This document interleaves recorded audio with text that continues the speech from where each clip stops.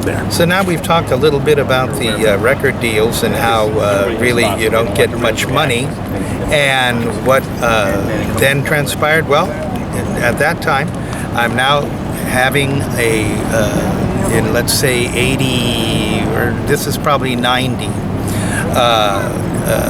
I'm having a friend, Lon Malo Duquette, help me send out more materials. As this is growing, I'm getting a contract with Albert Kay. Before that, I auditioned for other big agencies in New York, and I was starting to get tremendous reviews from around the world in newspapers everywhere. So one of the concerts I did, I'll call it a government concert, but it wasn't, because I played at Frank Collymore Hall in Bridgetown, Barbados. And what was that? Well, I did master classes in the first joint diplomatic, shall we say,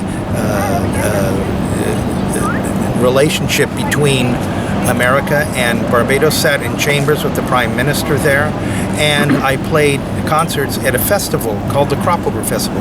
There were probably 8 guitars there from around the world, and I kind of won the day. I became a national celebrity. I was sitting in a bar somewhere watching myself on television on things that had been filmed from the concert and master classes and that. And I'll tell you an interesting story about that master class, because I was teaching students, and you're not going to believe this. This world is so strange. I actually met 2 of my students. I was standing outside, we were having a break about 9 p.m.